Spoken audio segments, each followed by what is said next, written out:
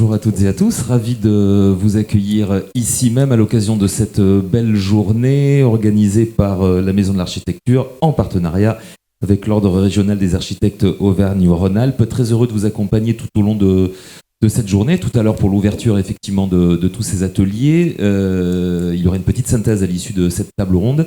Merci en tout cas de votre présence. Dans une petite seconde, j'aurai la joie et l'honneur d'appeler sur scène donc 4 intervenants qui vont donc débattre, c'est plus une rencontre, vous allez comprendre pourquoi dans quelques instants, autour des matériaux locaux et les matériaux d'avenir, avec une question qui se pose bien évidemment pour toutes et tous, que vous soyez bien sûr professionnels ou pour on va dire tous les citoyens français aussi, comment imaginer ensemble de nouvelles façons d'habiter le monde.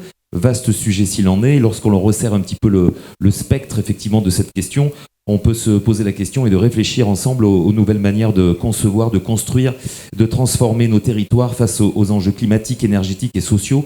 Et nous allons en parler tout au long de cette rencontre. Comment réhabiliter plutôt que démolir? Il en sera question bien sûr tout à l'heure. Nous parlerons de matériaux biosourcés aussi. Et je suis ravi d'accueillir autour de la table 4 intervenants, à commencer par Marie-Soria Ao qui va venir nous rejoindre. Ça serait super. Marie-Soria, venez ici même, vous allez prendre le premier fauteuil, ça sera plus simple. Vous êtes déléguée générale du cluster Éco-Bâtiment, partenaire aussi de cette journée par l'intermédiaire d'un stand. Et on a pu venir découvrir tous vos travaux et tous les jolis partenariats que vous avez montés. Bienvenue. En tout cas, deuxième personnalité qui va venir sur scène, Laurent Gauvin, architecte et de l'agence d'architecture CRR, qui est ici. Laurent Gauvin, soyez le bienvenu et merci d'avoir répondu présent à l'invitation donc, de toute l'organisation de cette belle journée. Je vais demander à Yves Simon, ancien député de l'Allier et ancien vice-président du Conseil général de l'Allier et maire de Meillard, de venir nous rejoindre aussi. Monsieur Simon, bienvenue.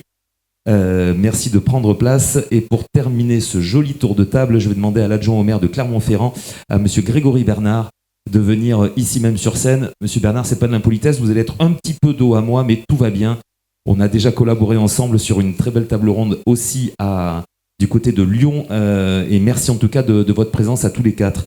Rapide tour de table, bien évidemment, on vient de le voir, et avec monsieur Grégory Bernard qui va prendre la parole avec le micro qui est juste devant vous. Vous avez des bouteilles d'eau. On est plutôt bien installé. Merci beaucoup. Grégory Bernard, je rappelle que vous êtes adjoint au maire de Clermont-Ferrand. Vous jouez un rôle central dans les politiques d'aménagement urbain à Clermont-Ferrand. Vous êtes en charge de projets de renouvellement urbain, de mobilité durable, de planification urbaine. Il sera question dans quelques petits instants de densité, de végétalisation, quelque chose qui vous tient vraiment à cœur. Moi, je voudrais démarrer par une question toute simple, et c'est quelque chose qu'on va évoquer tous les 5, effectivement, avec le public. Petite parenthèse, à l'issue de cette table ronde, je vous donnerai bien sûr la parole s'il y a des questions. Monsieur Bernard, question vaste s'il en est, mais il faut bien démarrer. Votre définition, à vous, en tant qu'élu, c'est quoi le biosourcé pour vous? Alors, je vais éviter de donner une réponse technique. Mon rôle. Le biosourcé, pour moi, c'est une façon, si vous voulez, de se reconnecter avec le vivant qui nous entoure et d'apprendre à coopérer avec le vivant, compris pour construire, aménager, isoler. Et il y a là-dedans quelque chose, un acte qui n'est pas qu'un acte technique ou environnemental, si vous voulez, mais qui est aussi quelque part une question culturelle ou civilisationnelle, quoi. En mots, mais quand même, quelque chose de cet ordre-là. Très bien. C'est votre réponse, effectivement, une question que je pourrais poser aussi aux autres invités autour de la table. Vous le dites très régulièrement, et tout le monde pense la même chose, bien sûr, l'impact carbone devient de plus en plus considérable, ça on le sait. Effectivement, il y a un véritable enjeu de structuration. Vous le dites très bien, il y a une vraie coopération qui est en train de se faire territoriale, mais même au-delà des frontières. On va avoir des exemples qui vont nous être présentés dans quelques instants. On peut parler bien sûr de la filière paille, c'est un mot qu'on va répéter beaucoup tout au long de cette table ronde, mais aussi de l'agriculture. Votre avis là-dessus, et vous êtes bien sûr complètement raccord avec tous les propos, j'imagine que les personnes qui sont à côté de vous vont nous soumettre dans quelques instants. Alors on va voir ce qu'ils diront, mais il y a des chances. En tout cas, Je pense que CRR, par exemple, pourra expliquer comment aujourd'hui on peut construire un lycée en utilisant du bois de la paille de la Limagne, si je ne me trompe pas, et en installant même provisoirement un atelier de préfabrication qui était quand même quelque chose d'assez fou, en tout cas sur le territoire et à cette échelle-là de bâtiment. J'ai la chance d'enseigner dans cet établissement, donc je connais bien votre bâtiment. Et je dois dire que pour nous, oui, quand on est une métropole comme Clermont, on a une responsabilité aussi vis-à-vis du territoire qui nous entoure, parce qu'on accueille, par exemple, celui dans lequel on se trouve, sont quelque part des éléments de centralité pour pouvoir beaucoup plus vaste de la métropole elle-même. C'est le cas aussi, c'est le cas d'un certain nombre de bâtiments. On le voit très bien d'ailleurs dans la belle exposition qui est dans le hall. Et donc, nouer des relations avec le territoire, c'est aussi s'intéresser à ces filières qui existaient, qui existent, pourraient exister, ou en tout cas se développer autour des matières dont on a besoin pour, encore une fois, répondre à des questions qui sont les nôtres, se loger, travailler, se déplacer, mais aussi voilà, aménager les espaces publics, construire tous les bâtiments dont on a besoin. Et donc, renouer ce lien-là qui a quand même été un peu rompu par des chaînes d'approvisionnement qui ont souvent fait abstraction. Et donc, c'est revenir aussi à des formes de bon sens qui existaient dans le passé sur nos territoires où pendant des siècles, on a construit avec ce qu'on avait sur place. Et voilà, là, je pense que les excès de la mondialisation aujourd'hui font que c'est quand même surprenant de retrouver, quand on s'intéresse à sourcer un peu ce qu'on utilise pour construire, on trouve, ou pour aménager, peu pareil, on trouve quand même des choses assez inquiétantes. Et de ce point de vue-là, pour moi, c'est une sorte de bon sens retrouvé que de travailler. Et donc, c'est une vraie aussi coopération territoriale parce que, par exemple, quand on dit qu'on a besoin de la filière bois, on voit bien que ça engage beaucoup de territoires autour de nous. Le Massif central a plein de choses à mettre en avant autour de ça, et que donc c'est ces coopérations qui nous aideront, je pense, à résister aux perturbations qui existent déjà et qui vont continuer, malheureusement, je crois, à nous obliger à être plus créatifs, mais aussi plus solidaires. L'architecture dans tout ça, vous dites très bien, et je voudrais vous dire et vous demander pourquoi l'architecture est un levier de transformation sociale et environnementale, selon vous. Alors, l'acte de construire, pour moi, en fait, en lui-même, en fait, un acte nécessairement plein de dimensions, mais notamment aujourd'hui, en fait, on ne peut plus, ça c'est parce que c'est mis dans mon esprit, on ne peut plus faire comme si son mental ne se posait pas. Et donc, je constate que de plus en plus, on a non seulement des opérations exemplaires, et je pense à notamment ces opérations qui savent réemployer, réutiliser, reconvertir de plus en plus. Alors, c'est aussi lié au maître d'ouvrage, hein, c'est-à-dire qu'il faut que je pose ces questions-là en amont.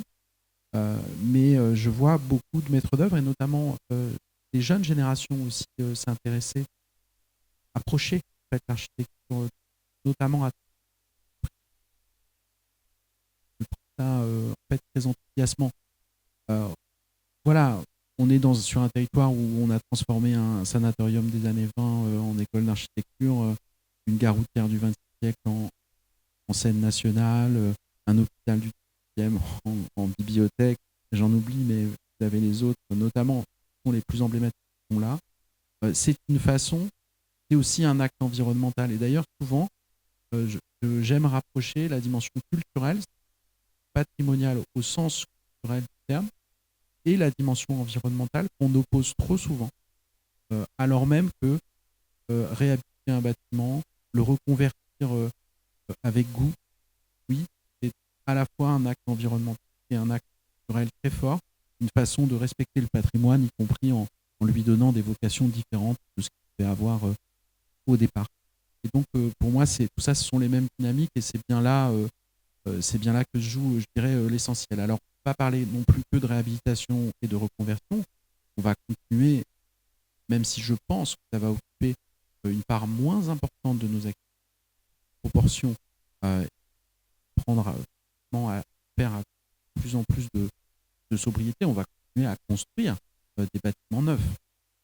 Mais il faudra bien qu'on le fasse autrement. Et donc, ces questions, par exemple, d'impact carbone, je constate qu'elles modifient les approches, qu'elles posent des nouveaux défis. On l'a vu sur des grands équipements publics. On va reparler du lycée, mais le centre sportif d'Avers qui est à côté est également quelque part, je dirais, construit sur les mêmes principes, mais qui ne ressemble pas du tout au mode constructif il y a ne serait-ce que 15 ans ou même 10 ans avant.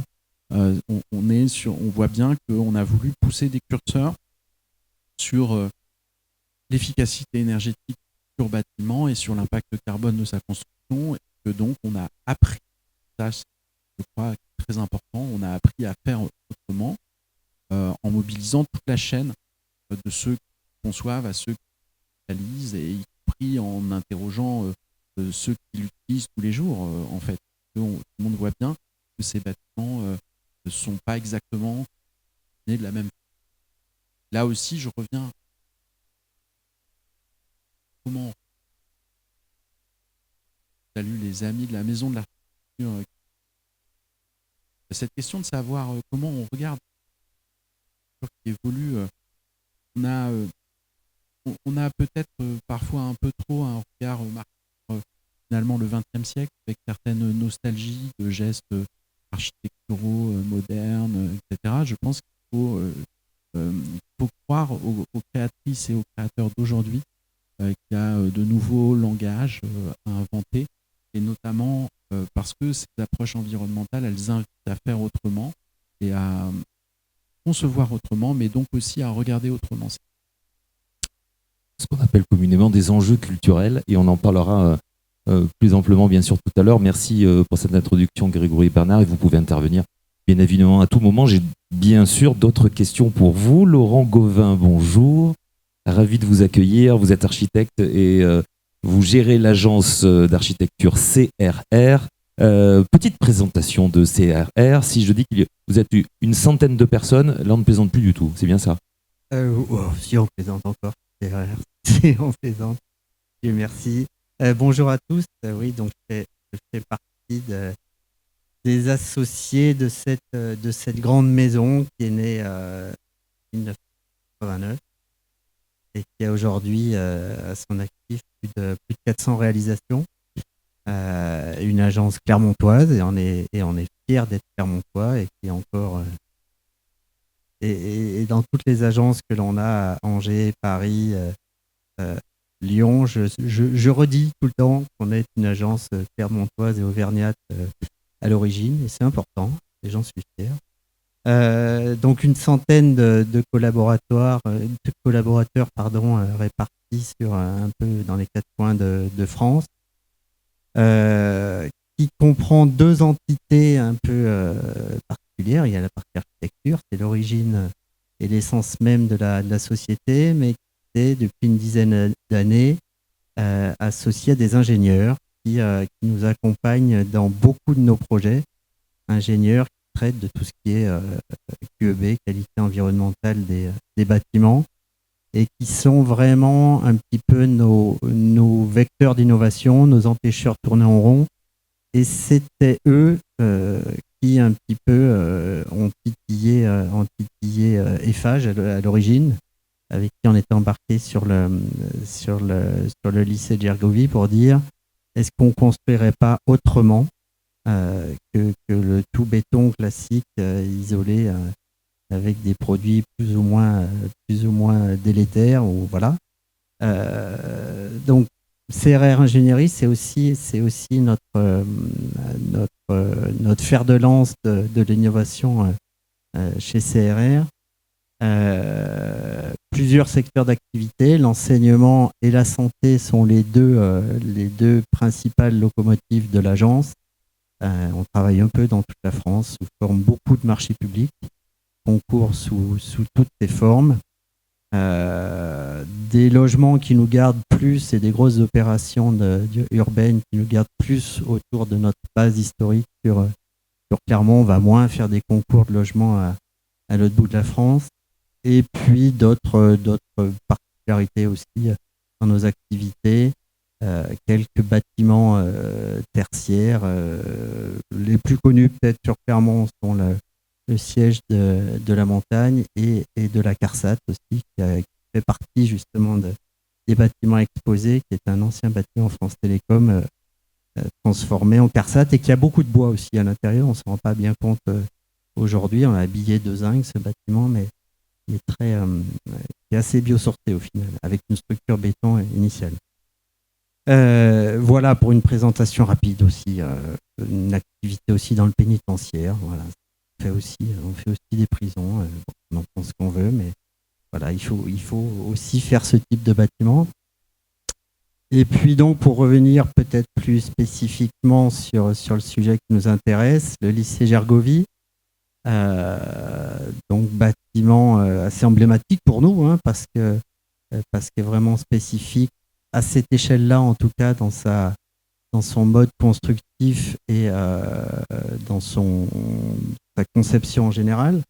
Donc lycée d'enseignement général et technique, concours gagné en 2019, donc là sous une forme de marché assez particulière qui est la conception-réalisation, où une entreprise générale est mandataire d'un groupement de conception-réalisation et qui a joué le jeu aussi, il faut le dire aussi, de dire, comme je le disais en introduction, de construire autrement que de sortir du tout béton et y aller à fond dans des matériaux ancestraux au final, que sont la paille et le bois, et de leur redonner une nouvelle modernité, j'ai envie de dire, à une échelle quasi industrielle, parce que comme disait Grégory Bernard, Eiffage, à l'occasion de ce projet, a acheté une entreprise d'ossature bois qui s'appelle Savard et qui est venue installer son atelier pour produire la paille qui isole ce bâtiment, puisque ce bâtiment est isolé à majorité avec des bottes de paille dans une ossature en bois. Et c'était un vrai pari pour nous architectes, pour l'entreprise générale, que de se lancer dans cette aventure. Ce n'était pas forcément le cahier des charges initial de la maîtrise d'ouvrage, qui est du coup le conseil régional d'Auvergne-Rhône-Alpes. Et aujourd'hui, les chiffres parlent d'eux-mêmes. 3000, je les lis en même temps que vous, je ne les connais pas forcément par cœur. Quasiment 4000 mètres cubes de bois, 12 000 bottes de paille et plus de 148 kilos par mètre carré de matériaux biosourcés. Donc c'est une vraie performance. Au final, en béton, on avait le plancher bas et puis les cages d'escalier qui reprennent certains efforts horizontaux. Donc un beau projet pour nous et qu'on a essayé de reproduire. On n'y est pas toujours arrivé. On a un peu un équivalent en région Pays de la Loire, à Esnay exactement, où là aussi, pareil, un peu les modes constructifs. Donc on essaie d'un peu essaimer et de remettre au goût du jour ce matériau qui est la paille, qui est un matériau ancestral. La plus vieille maison faite en paille a 120 ans, c'est la maison Feuillette, que certains doivent connaître. Je crois que c'est là que l'association de la paille, j'ai oublié le nom exact, à son siège, qui a 120 ans et qui est encore hyper performante de par sa capacité à isoler ce bâtiment. Donc voilà, c'est vraiment retrouver, redonner vie. Enfin, ces matériaux ne sont pas morts, mais le bon sens paysan, un petit peu ce que disait Grégory.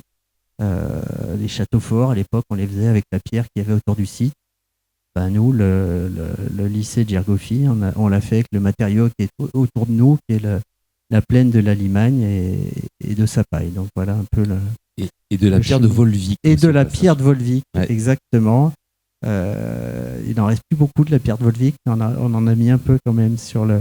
Donc là aussi, circuit court, matériau local. Donc on a essayé vraiment de travailler vraiment autour de ces notions-là. Et alors justement, bon sens paysan, je rebondis sur ce que vous venez de dire, ça tombe plutôt bien puisqu'on va parler des agriculteurs. Comment ça marche? Comment ça fonctionne? Ce relationnel avec les agriculteurs, est-ce qu'il y a des appels d'offres? Vous fédérez des agriculteurs? Comment fait-on aujourd'hui? Parce que c'est relativement nouveau. Alors aujourd'hui, c'est peut-être différent d'il y a 6 ans, parce qu'il y a 6 ans, en effet, il avait fallu passer que la région, et puis on les a accompagnés là-dessus pour définir les caractéristiques de la paille qui allait être mise en œuvre dans cette ossature bois.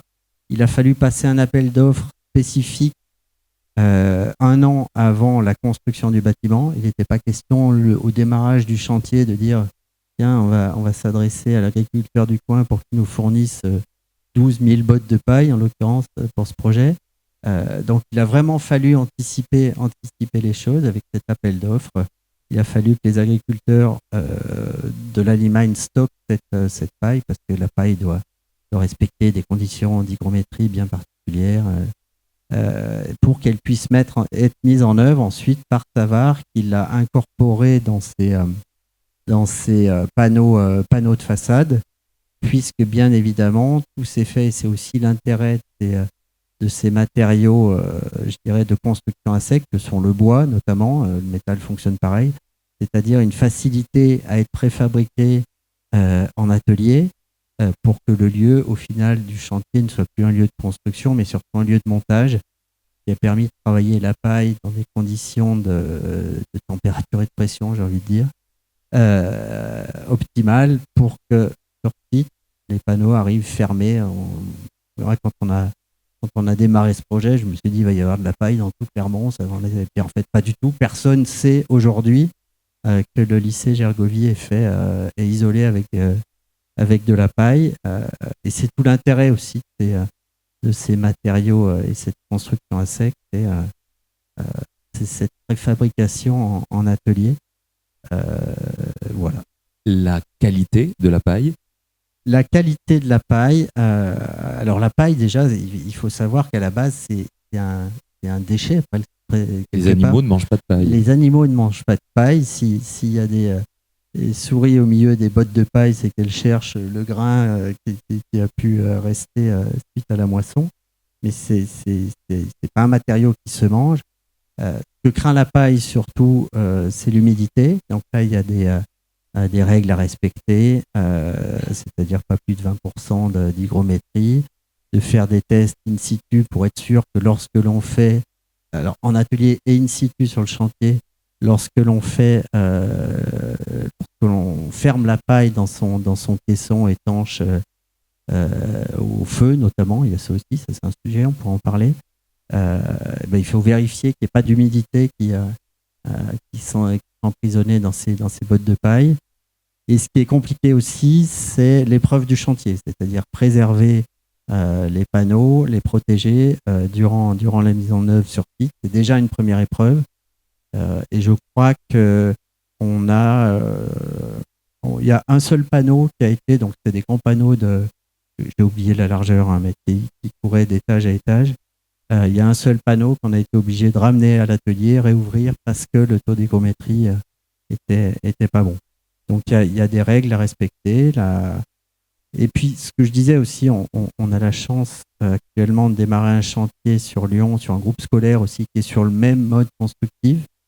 Le groupe scolaire Pasteur, c'est ça? Le groupe scolaire Pasteur, c'est ça, qui est à Lyon 8, que l'on fait pour la ville de Lyon, où on voit que le monde de la paille s'est organisé, s'est structuré, puisqu'on n'a pas été j'allais dire obligé de passer un appel d'offres anticipé, et puisque maintenant il y a des agriculteurs qui stockent de la paille pour être mis en œuvre dans le bâtiment.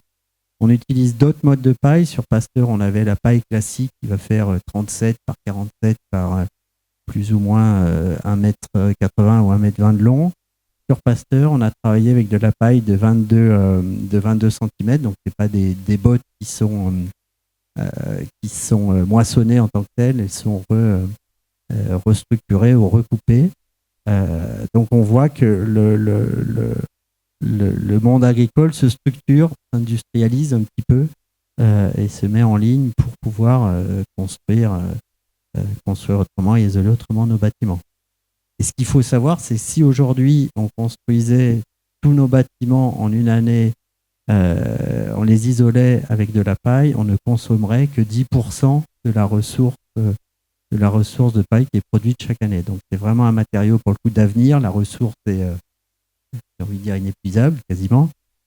Donc poussons vers ce matériau ancestral et qui devient éminemment contemporain. Merci Laurent Gauvin. Et on parlera aussi des petits inconvénients de la paille avec des durcissements de règles, en l'occurrence pour le feu, mais ça on en parlera tout à l'heure. Il faut bien quand même avoir quelques petits inconvénients, hélas j'allais dire, mais on en parlera bien évidemment avec vous dans quelques instants. Bonjour Marie Soria Ao, bienvenue, vous avez un micro juste devant vous, vous êtes déléguée générale du cluster éco-bâtiment.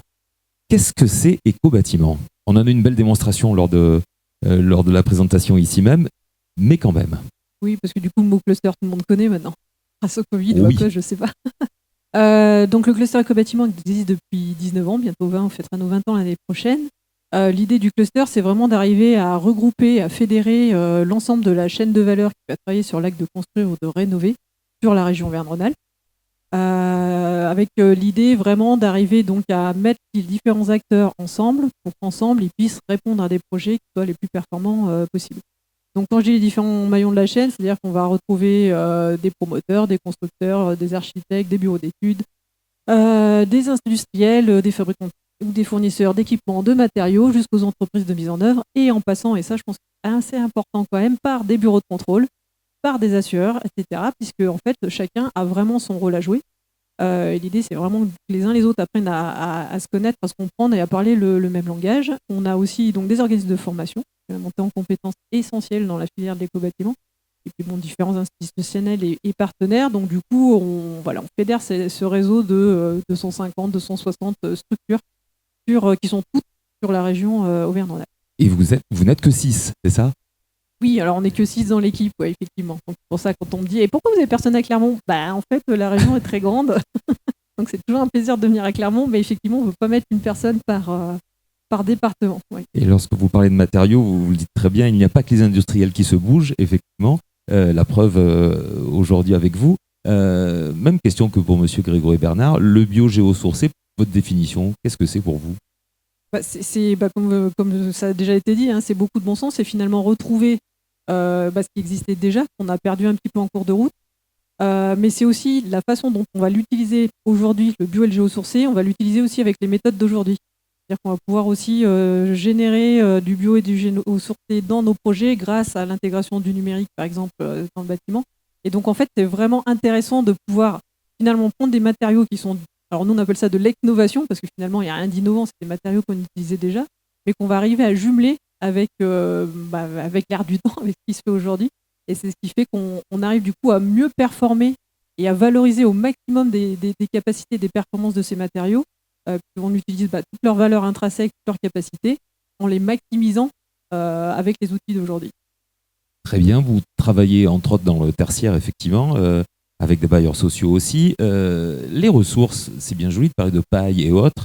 Est-ce qu'on a vraiment les ressources aujourd'hui ? Et surtout, on va parler de l'humain. Est-ce que vous pensez que l'humain dans tout ça, est-ce qu'il y a assez de gens pour justement faire la promotion, pouvoir fournir et autres ? Alors déjà, pour parler des ressources, on est en train de travailler sur un annuaire des ressources de bio et géosourcées sur la région Auvergne-Rhône-Alpes. Ça fait suite à la COP régionale qui a eu sur les bâtiments performants l'année dernière. Du coup, il y a eu une demande de l'État et de la région en disant mais en fait, si on veut vraiment booster l'emploi des biosourcés et des géosourcés, il faut qu'on rassure la maîtrise d'ouvrage que la ressource est là. En fait, c'est un peu le problème. Alors, on est dans l'économie circulaire, mais pas toujours qui marche correctement. C'est un peu le maître d'ouvrage dit « Ouh là là, je veux bien utiliser du biosourcé ou des géosourcés, mais par contre, je ne suis pas sûr qu'il y ait la ressource. » Et donc, du coup, en face, ceux qui ont la ressource et les entreprises disent « Bah moi, ok, j'ai les techniques, j'ai tout. Le problème, c'est que la maîtrise d'ouvrage ne bouge pas ou ne font pas les commandes. » Donc, du coup, qui avance le premier. Donc en fait, pour essayer de rassurer un petit peu tout le monde, on est en train de recenser, de faire ce recensement à l'échelle de la région. Normalement, ça devrait sortir à la rentrée. On a pris un petit peu de retard, mais en tout cas, à la rentrée, on pourra le présenter. Donc ça, c'est sur la partie ressources, matériaux. Et les humains Et après, sur les humains. Alors sur les humains, là, on est encore sur autre chose. Alors sur les humains, déjà, je voulais juste dire, en parlant de bon sens, etc., que sur l'humain, par exemple, moi, dans mon équipe, on emploie un super matériel qui s'appelle le GBS. Pas donc un GPS, mais on appelle ça le grand bon sens. Et à chaque fois, dans l'équipe, nous, on n'est que 6, pour revenir à ça. Et à chaque fois, on dit... Le GBS. Voilà, on dit, en fait, il faut qu'on soit assez malin, parce que si l'humain n'arrive pas ne se cache justement que derrière de la technique ou de la technologie, ça peut pas fonctionner. Donc, du coup, il faut que nous-mêmes, on soit bien intégrés, imprégnés de bon sens. Et donc, on intègre toujours ce GBS déjà, nous, dans l'équipe. Et après, donc, pour le facteur humain, il est très important dans le sens où il faut que les uns les autres apprennent à se comprendre par le même langage. Donc, c'est ce qu'on fait quand on fait toute la mise en réseau, etc. C'est comment un architecte comprend par le même langage qu'un bureau d'études, que le bureau d'études comprenne l'architecte, comprenne les matériaux, etc. Donc, rien que ça, déjà, dans le bâtiment, on a un petit souci quand même qui date de... Et voilà. C'est qu'en fait, on est dans des silos. Donc, chaque métier travaille sur son silo, le fait très bien. La problématique, elle est vraiment comment on arrive à décloisonner tout ça et comment, du coup, déjà, les humains qui travaillent sur un projet arrivent déjà à vraiment véhiculer les mêmes valeurs, arrivent à vraiment atteindre le même objectif, etc. Donc ça, c'est déjà aussi le premier objectif. Après, sur la partie compétences, etc., les écoles d'archi commencent à bouger, les écoles d'ingénieurs ont déjà bien avancé aussi. Sur la partie mise en œuvre, etc., il y a une vraie réappropriation justement des gestes et des savoir-faire. Et ça, ce qui est important, et quand on refait le lien avec le bio et le géosourcé, c'est que les gestes ont parfois été perdus, donc on les retrouve. Et comme je disais tout à l'heure, c'est qu'on les retrouve, mais du coup avec parfois avec des nouvelles techniques ou l'intégration aussi de choses qui existent maintenant qui n'existaient pas il y a 50 ou 100 ans. Et l'autre chose importante aussi, c'est l'humain, c'est qu'il y a un humain quand même à l'intérieur des bâtiments, enfin plusieurs souvent d'ailleurs, à l'intérieur du bâtiment, qu'on y vive, qu'on y travaille, qu'on aille voir un film de cinéma ou peu importe. En tout cas, il y a l'humain à l'intérieur du bâtiment et ça, faut pas l'oublier parce que pendant trop longtemps, ces dernières années, ça s'explique par la structure même de notre économie. On a pensé le bâtiment comme un lieu, pas comme un lieu de vie justement. Au lieu de le penser comme un lieu de vie, on a uniquement vu le bâtiment comme un produit à vendre, comme un produit qui pouvait rapporter de l'argent, comme un produit à exploiter, et pas comme un produit qui était en fait un lieu de vie. Donc on a transformé le bâtiment en un produit au lieu de garder le bâtiment comme un lieu de vie. Et comme vous disiez, avec la culture, avec tout ce qui entoure le fait qu'il y ait un bâtiment avec tout son aménagement autour. Vous êtes venu avec un exemple, puisque c'était aussi le but de cette rencontre. On va parler de résidentiel, de rénovation de bâtiments tertiaires. On a toutes et tous connu, enfin, moi je suis un peu plus âgé que certains, je ne sais plus, des bâtiments des années 70, ces fameux bureaux. Là, on va parler de l'humain aussi, c'est très important. On va parler des salariés qui travaillaient à l'époque, c'était pas la grande joie. Et là, c'est un exemple assez étonnant. Moi, j'étais assez bluffé par déjà la réalisation que vous avez pu faire, et ensuite l'utilisation de ce bâtiment par les salariés. Explique-nous tout. Alors, effectivement, sur la photo de gauche, donc, vous avez le bâtiment typique des années 70, donc sans une recherche architecturale très poussée, je veux dire comme ça. En tout cas, des bâtiments comme ça, on en a beaucoup. Et le maître d'ouvrage s'est dit, voilà, moi je veux bien acheter ce bâtiment, par contre, c'est pas possible en l'état, bien évidemment, donc je veux vraiment en faire un bâtiment démonstrateur. Donc, c'est ce qui a été fait donc, sur la photo de droite, vous avez vraiment le avant-après. Alors, juste pour bien préciser, c'est pas nous, Cluster, qui avons fait le bâtiment. C'est en fait un regroupement d'entreprises du Cluster qui ont travaillé sur ce bâtiment. Parce que nous, Cluster, on répond pas à des appels à projets.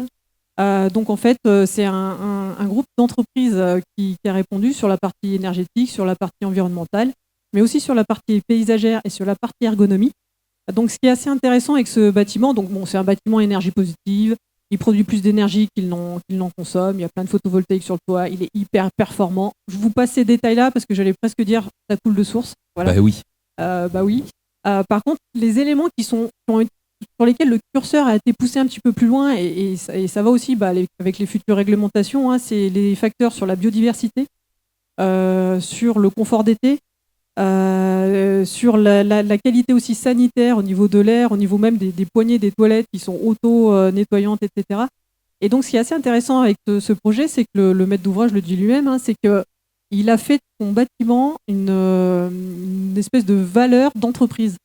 C'est-à-dire qu'en fait, on parle beaucoup aussi de la marque employeur. Alors, le KTR, c'est une entreprise, alors c'est pas super sexy hein, ce qu'ils font, et ils font des tuyaux et puis des vis et tout ça. Bon, voilà. Il dit, moi j'ai un problème avec ma marque employeur, voilà, plus personne, les jeunes veulent plus travailler là-dedans. Et en fait, avec un bâtiment comme ça, il l'a transformé en marque employeur. Parce que ce bâtiment, en fait, le maître d'ouvrage a dit, il est performant, il est très bien, il y a une super terrasse avec jolie vue, tout est végétalisé. Alors si on passe les diapos d'après, d'ailleurs, vous pourrez voir. Hein, donc voilà, il y a une toiture végétalisée, il y a des ruches, chose assez sympa, il y a du houblon. Voilà, je pensais pas citer dans une table ronde le mot houblon et miel, c'est assez étonnant. Mais la preuve. Pour justement végétaliser aussi les façades, donc ils ont mis du houblon. Donc en fait, ils font de la bière, ils font du miel. Et en fait, c'est devenu aussi un argument auprès de leurs clients, comme donc ça l'est aussi auprès de leurs salariés.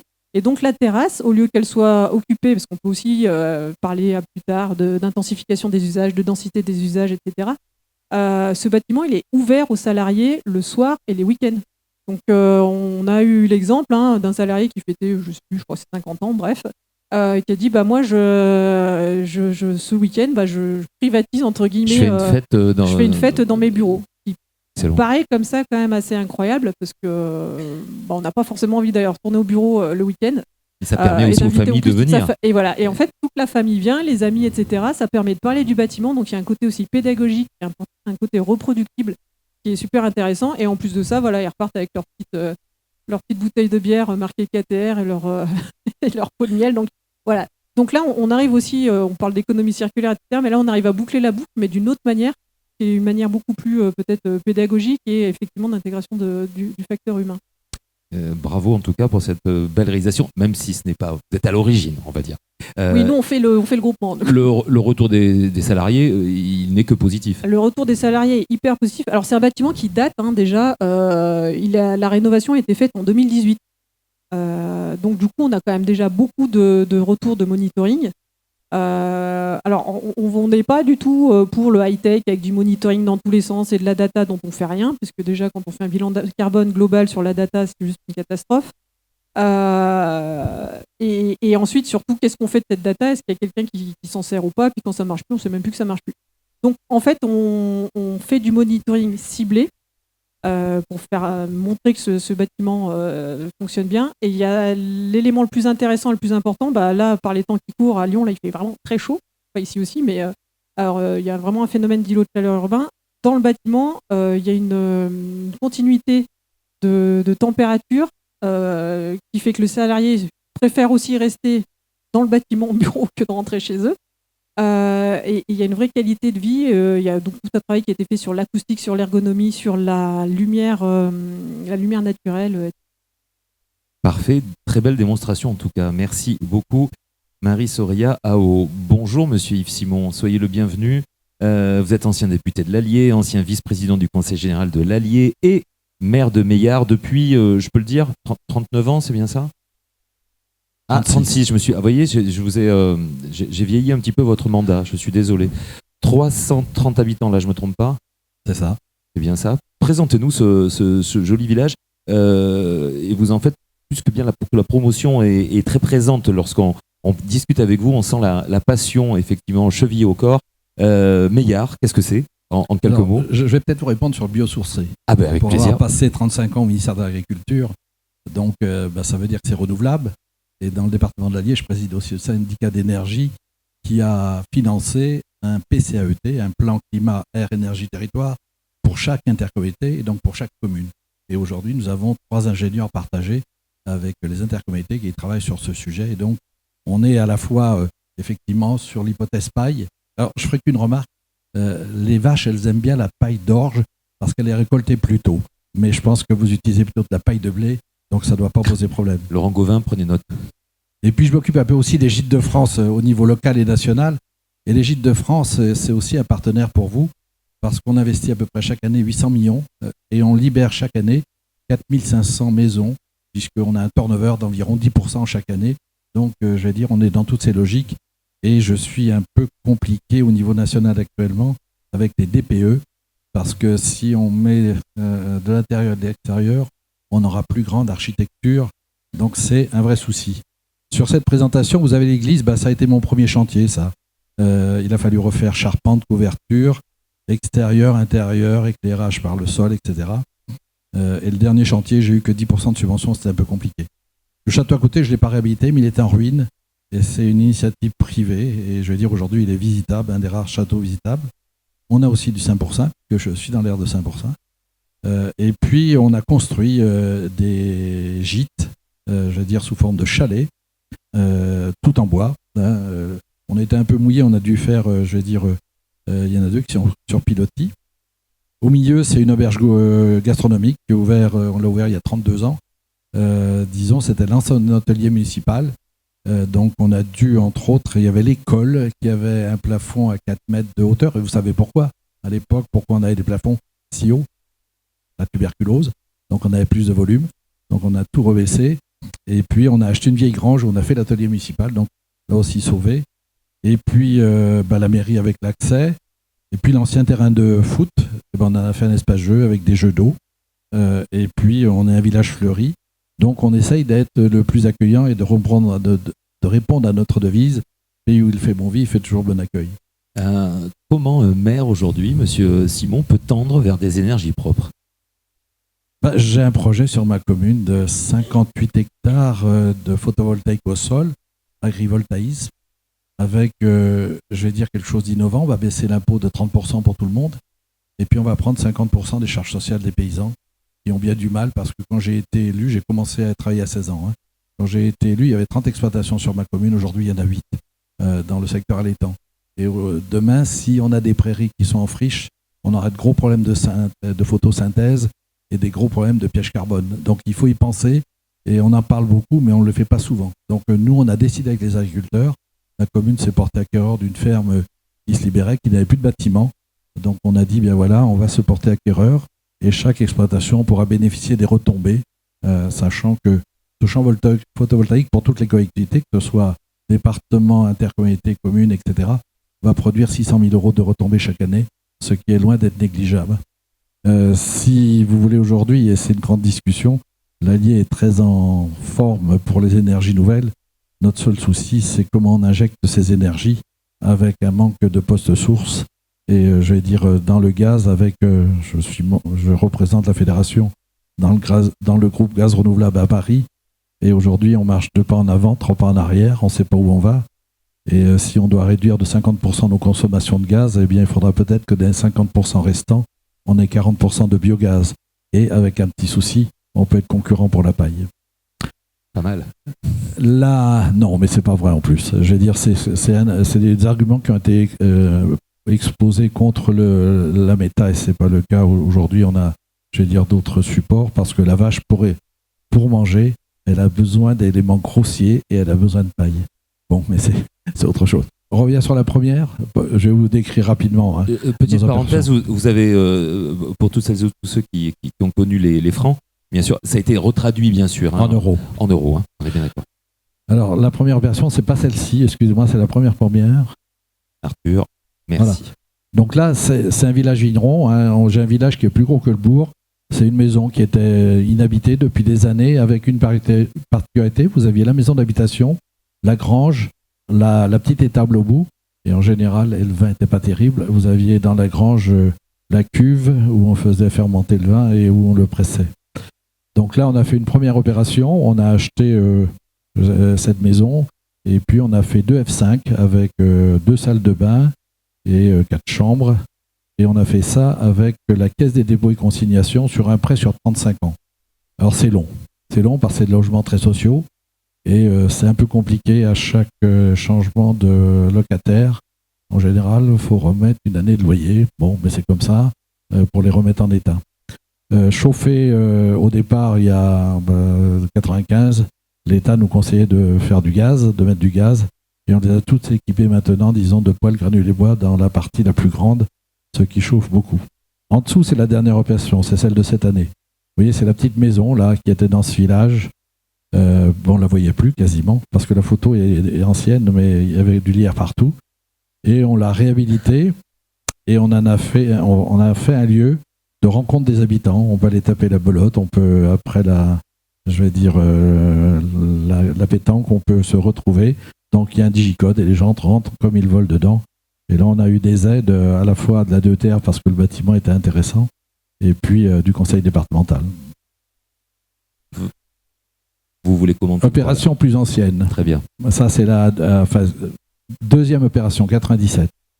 Là, disons, la partie avant restauration, il y avait 3 propriétés. Un monsieur qui était décédé, il restait des prêts, personne n'a voulu reprendre la suite, donc on a racheté. À côté, il y avait un cuvage et un garage. Et on en a fait, disons, un F5 qui est à côté. Et en dessous, c'était une résidence secondaire détenue par des Parisiens. J'ai dû aller signer entre notaires à Paris pour l'euro symbolique. Là, on n'a pas pu garder la partie grange et table.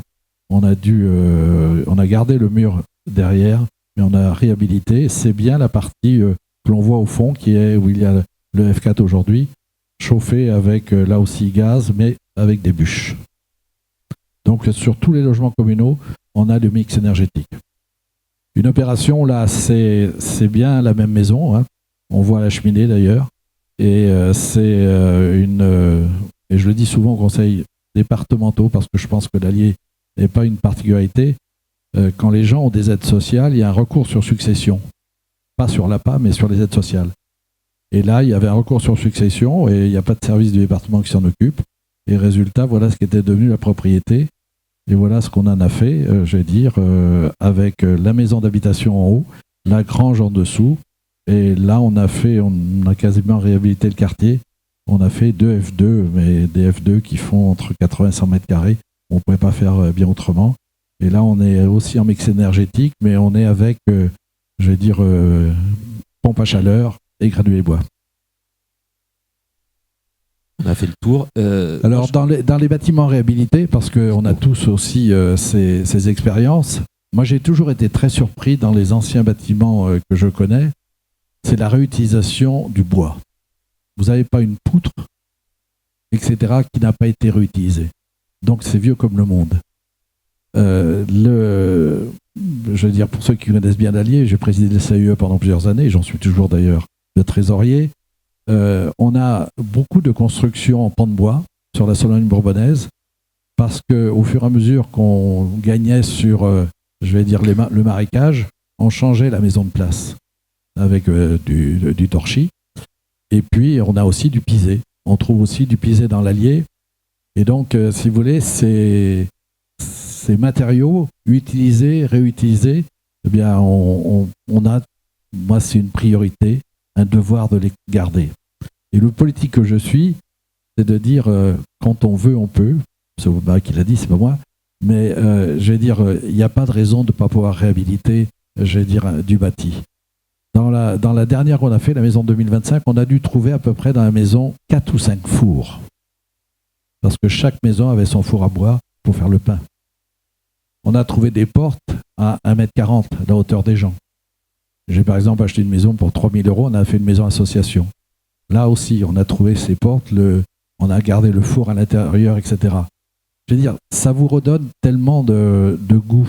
Et aujourd'hui, si j'ai repris 40% de population ces 15 dernières années, c'est parce qu'on a libéré du construit viabilisé à 6,50 € le mètre carré pour faire venir des jeunes. Les maisons ont servi aussi à faire venir des jeunes couples. Et il n'y a rien à désespérer.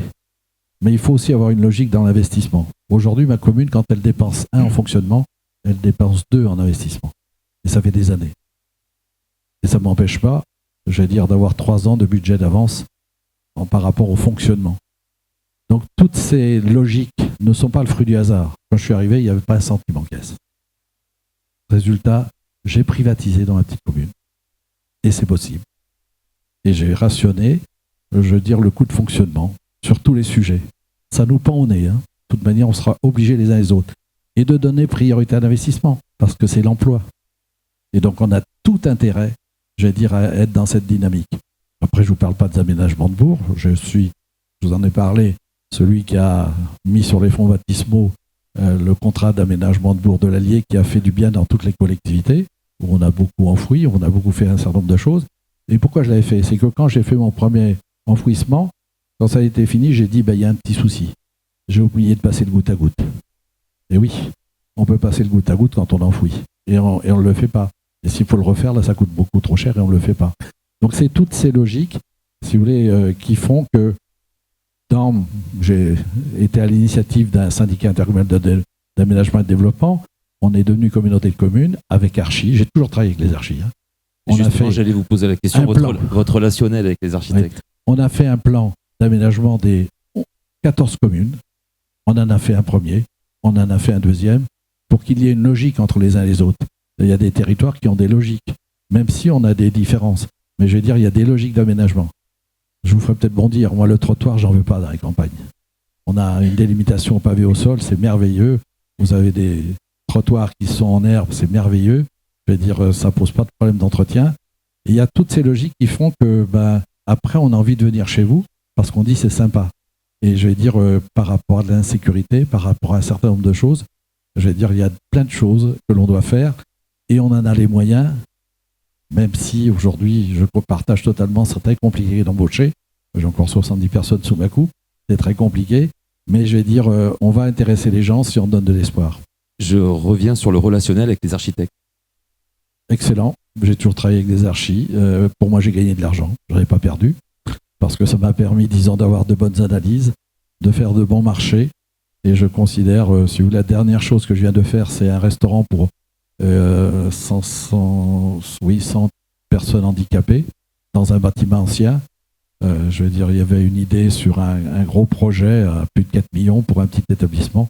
On a négocié 1,5 million. Je me suis débrouillé de réétaler toute la dette sur 25 ans. Et le montant des annuités n'est pas supérieur, je vais dire, à ce qu'il était avant.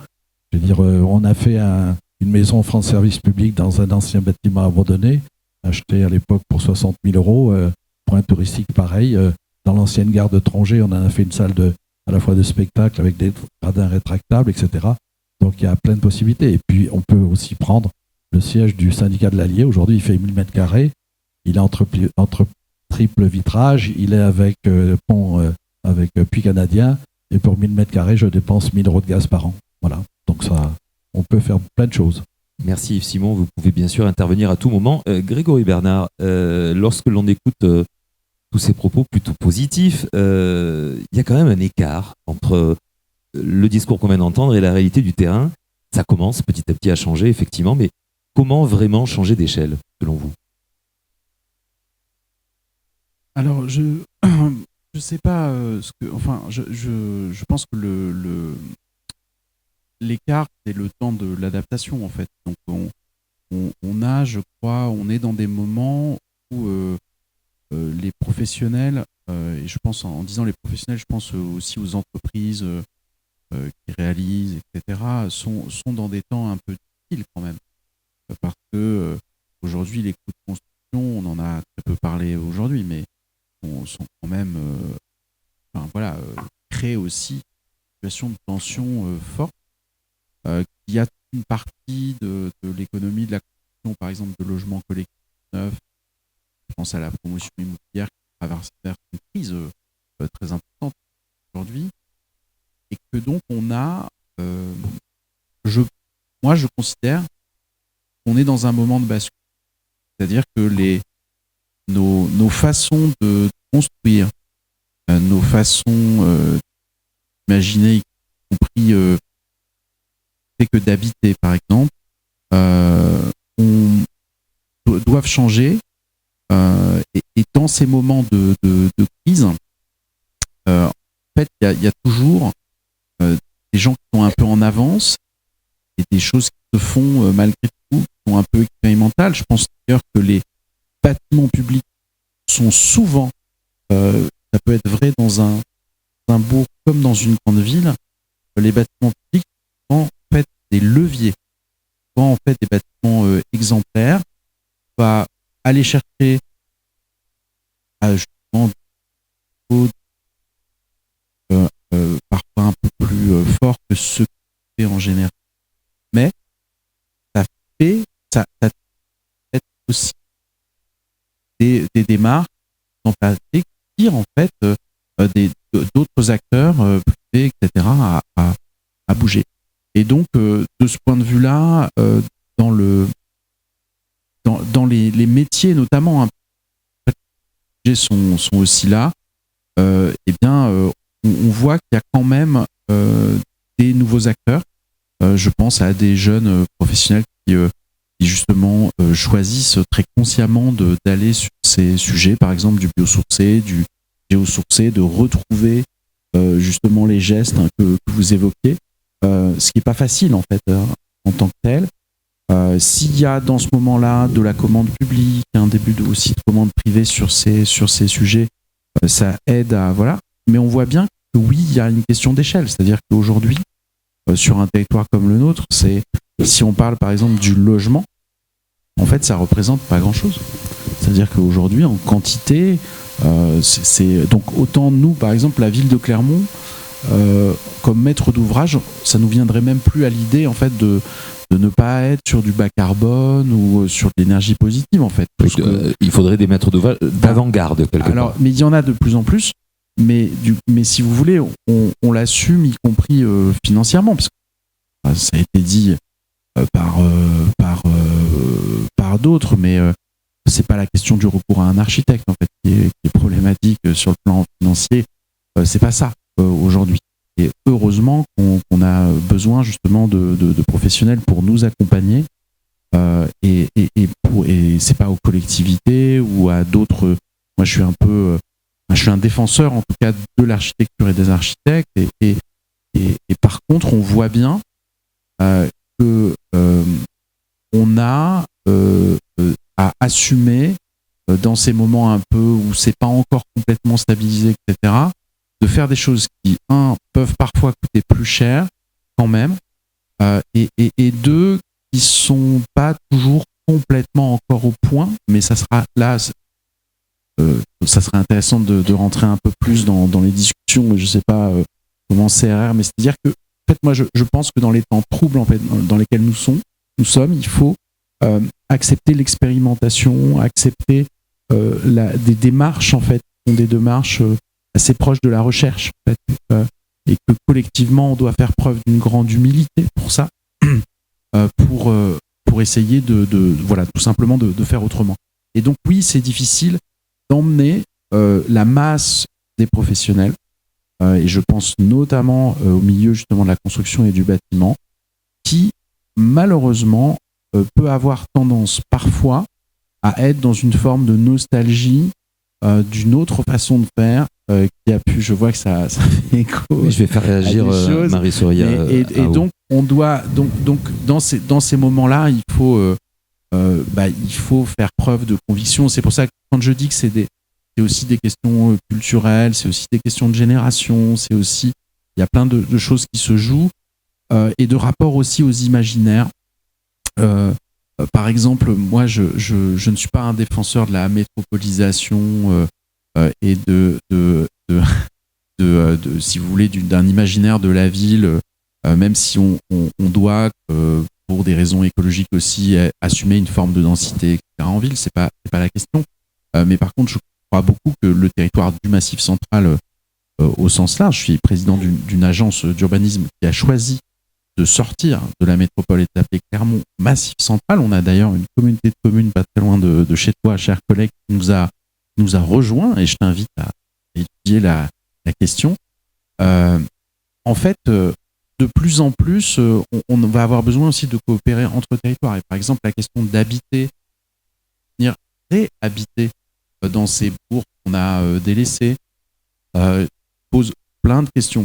Pas le débat d'aujourd'hui, mais sur la question aussi des mobilités, qui sont derrière nous. Mais ça aussi, c'est des imaginaires différents. On a par exemple au sein de la métropole énormément de centres-bourgs qui ne demandent qu'à être réhabilités. Vous allez à Beaumont, à Royat, dans certains îlots de Clermont, à Aubière. Il y a d'ailleurs des réalisations exemplaires et qui sont souvent très ponctuelles.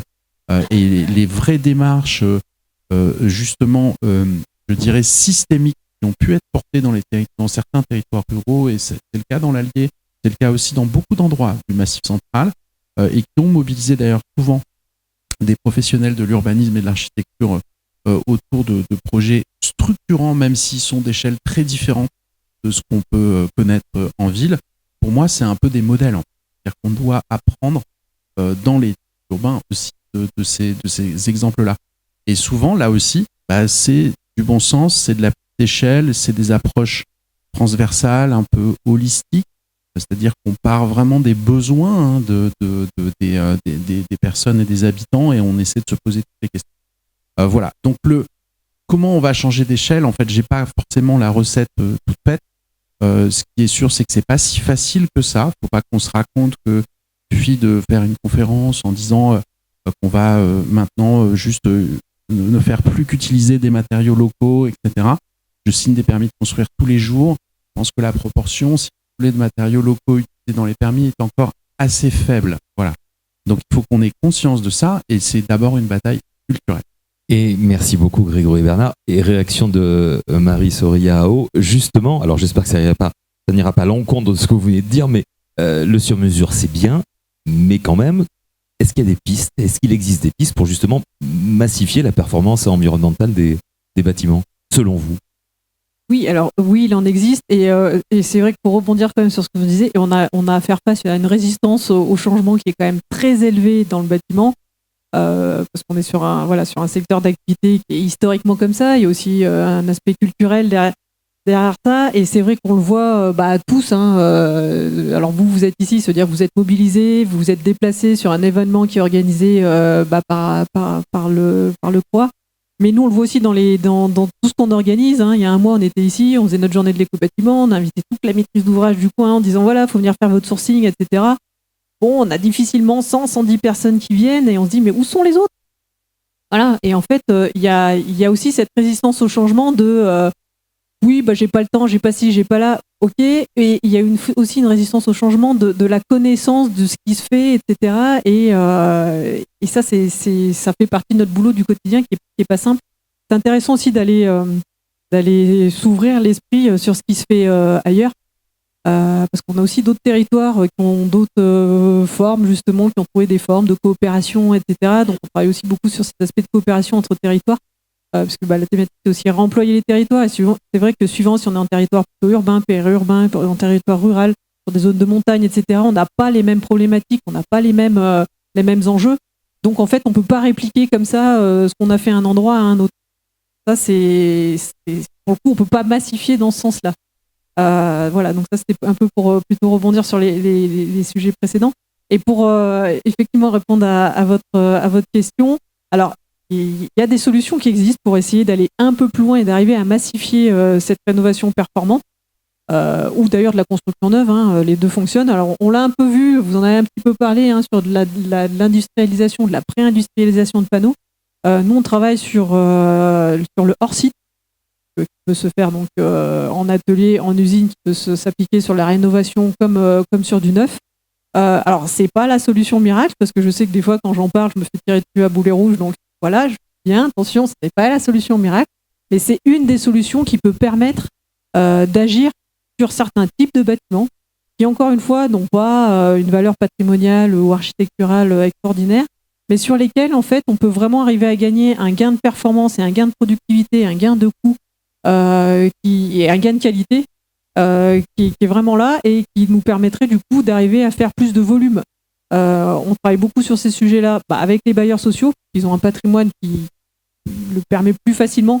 Facile de faire ça. On va pas faire ça sur l'haussmannien, bien évidemment, quand on est sur de la rénovation. Mais ça peut permettre aussi de répondre à des problématiques sur les territoires, même les territoires ruraux d'ailleurs, de bâtiments où on a un besoin à un moment donné.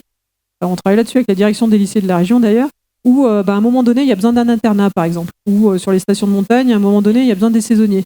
Sauf que c'est sur un moment donné par rapport à la démographie, et du coup, construire un bâtiment pour 2 ans, c'est quand même pas l'idéal, quoi. Alors qu'en fait, si on arrive à faire du bâtiment modulaire, qu'on arrive du coup à déplacer, et ça, on est gagnant parce que ça veut dire qu'en fait, un territoire à un moment donné a besoin, là on travaille dessus avec les JO, on se dit voilà, il va y avoir un besoin de logement à un moment donné, les JO vont durer 2 semaines, on va faire quoi après? Donc du coup, ces modules vont pouvoir être déplaçables, on va pouvoir les mettre sur d'autres endroits. Donc je pense qu'en fait, à l'échelle des territoires, il y a vraiment plusieurs solutions qui peuvent être trouvées. Il n'y a pas de solution miracle, il n'y a pas de solution toute donnée. Par contre, c'est vrai que là, tout de suite, dans la rénovation performante, on est souvent sur de sur-mesures parce que, et vous l'avez montré, vous, à travers les différents exemples dans votre commune, hein, c'est qu'à chaque fois, on a une maison, un bâtiment qui est d'une typologie différente, d'une histoire architecturale différente. Et du coup, on est à chaque fois obligé finalement d'appliquer des solutions quand même qui sont vraiment du sur-mesure. Et donc, on dit, sur les bâtiments qui peuvent le permettre, évidemment, l'idée, c'est pas de le faire partout et n'importe comment, hein. Encore une fois, on garde du bon sens, mais sur les bâtiments où on peut se le permettre, pourquoi on n'industrialise pas tout ça? On gagne en qualité, on gagne aussi en main-d'œuvre, pour revenir aussi sur l'humain, et sur la qualité aussi de vie au travail, parce que du coup, on fait ça plutôt dans des usines ou des ateliers, et on peut le faire en intégrant du biosourcé. C'est pas du tout antinomique avec l'intégration du biosourcé ou de géosourcé. Merci. Question aussi de culture, mais aussi de réglementation. Laurent Gauvin, c'est pas une anecdote parmi tant d'autres, ça devient même très compliqué, puisqu'il y a un vrai durcissement des règles, entre autres pour le feu. Dieu sait qu'on respecte nos amis les pompiers, mais quand même, il y a des textes de sécurité incendie dictés justement par les pompiers, lorsqu'on parle de paille bien sûr, et d'autres matériaux biosourcés. C'est relativement nouveau pour eux. J'ai un peu l'impression que c'est le dernier qui a parlé qui a raison, et vous avez un exemple très concret, Laurent Gauvin. Oui, alors c'est pas que lié à la paille, c'est lié à l'ossature bois en général, et on se rend compte aujourd'hui que les textes, notamment le bois apparent, hein, ce qu'on a fait par exemple sur le lycée de Gergovie, aujourd'hui on pourrait plus le faire en fait, parce que on a des planchers bois en surface en CLT apparent, on a beaucoup de bois apparent parce que ça devait être aussi un démonstrateur ce lycée-là, et les textes sur la réglementation incendie sont en train d'évoluer, et de plus en plus on nous demande, comme on le fait pour le métal, d'encapsuler le bois avec du placo, c'est ce qui va le mieux. Et il y a un flou artistique aujourd'hui autour de la construction bois pour les ERP à partir d'une certaine hauteur, je vais pas rentrer dans le détail, entre les bâtiments de plus de 8 mètres et de moins de 8 mètres. Mais on voit une vraie frilosité des services d'incendie et de secours vis-à-vis de la construction en ossature bois, qui considèrent que ces bâtiments-là brûlent plus que les autres. C'est ce que je disais préparant cette journée. C'est vrai que dans nos poêles, dans nos cheminées, on met des bûches en bois et pas des bûches en béton. Mais on a quand même aujourd'hui, et c'est contradictoire avec la notion de décarbonation de nos bâtiments. Si on commence à encoffrer tous nos planchers visibles en bois ou tous nos poteaux avec du placo, c'est le carbone qui en prend un coup. Donc les textes aujourd'hui sont assez flous, ils sont pas sortis, et chaque SDIS départementaux, on leur demande plus ou moins d'éditer leurs propres règles, leur propre doctrine, comme la doctrine de la préfecture de Paris. Et ces bâtiments-là, tels que Gergovie, tels que d'autres, sont vraiment un peu dans le collimateur des pompiers. Et très clairement, à propos du groupe scolaire Pasteur, le capitaine des pompiers me dit, moi, dans les bâtiments, au bout de 20 minutes, c'est des bâtiments qui sont censés tenir au moins une demi-heure. Moi, au bout de 20 minutes, je ne fais plus rentrer mes gars. Donc, il y a un vrai... Oui, il vous a même dit, allez-y, on faites votre permis de construire. Alors, et on se donne rendez-vous dans 2 ans. Voilà, ça permis accordé. Le capitaine des pompiers me rappelle en me disant, bon, j'ai bien réfléchi, votre bâtiment, ok, d'accord, on vous a accordé le permis, mais bon, dans 2 ans, il y a la commission de sécurité pour l'ouverture de ce bâtiment.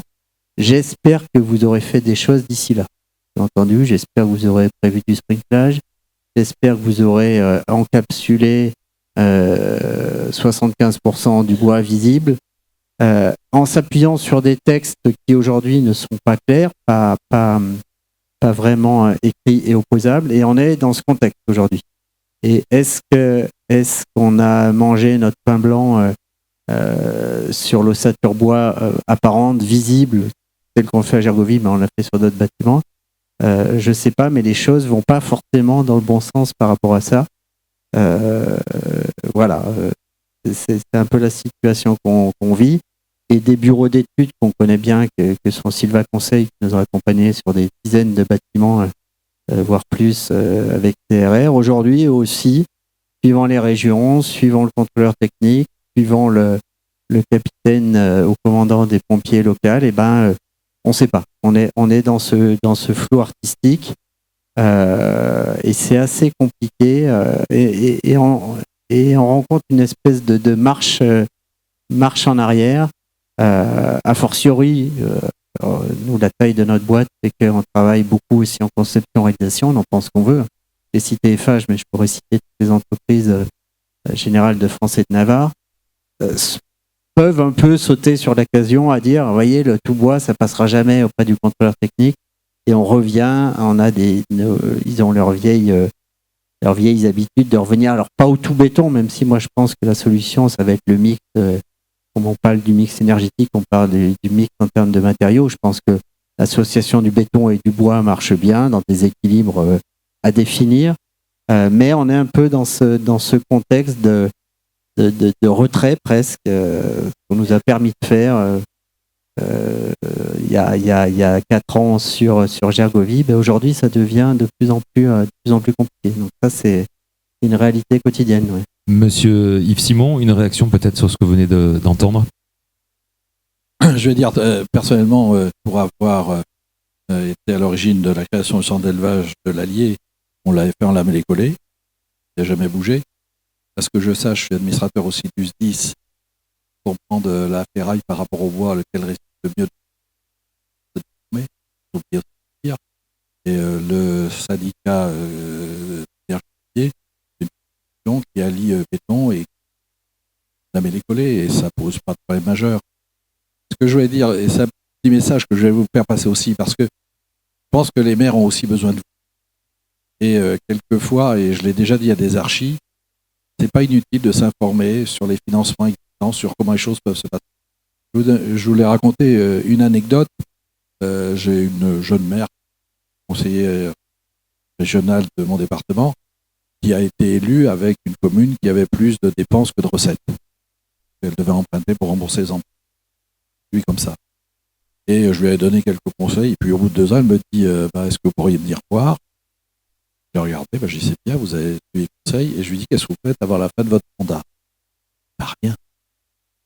Pas d'argent. Et puis, je regarde ces bâtiments et je retrouve dans ces bâtiments sa salle de fête qui était un préfabriqué des années 50. Passoire thermique, amianté, évidemment. Je dis, votre projet est là. C'est faire une salle, appelons-le comme on veut. Elle me dit, comment je vais faire?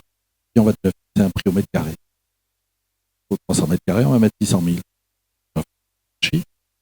On l'a inauguré il y a 1 mois. Là, tout le monde est très satisfait. Quand je veux dire, si vous voulez, le maire qui arrive, vous savez, il lui tombe beaucoup de choses. Moi, quand je suis arrivé, j'avais 0 francs, 0 centimes. Parce que j'ai pas dit tout à l'heure, mais on a fait là, on n'a quand même pas permis de multiplier par 1000 les loyers. 1000. J'ai pas que du logement. Chose qu'on a investi. Donc, résultat, vous avez aussi, je le redis, c'est un peu vous interpeller, mais vis-à-vis des communes, aider à la décision. Parce que l'emprunt dans la collectivité, c'est pas comme l'État. Ça, il emprunte. Nous, on peut emprunter que pour investir. L'emprunt fait partie de votre gestion. Et je suis en train d'agrandir le cimetière pour le plus beau chantier mes mandats. C'est-à-dire, j'ai pas besoin d'argent. C'est un emprunt. C'est pas une seule année à 40 000 euros. J'en ai pas besoin. Ça fait partie de la bonne gestion. Et je pense que dans votre organisation, c'est quelque chose qu'on attendra de votre part. Parce que, qu'est-ce que ça veut dire? Aujourd'hui, dans ma commune, quand l'État me donne 8, j'ai 12 de loyer.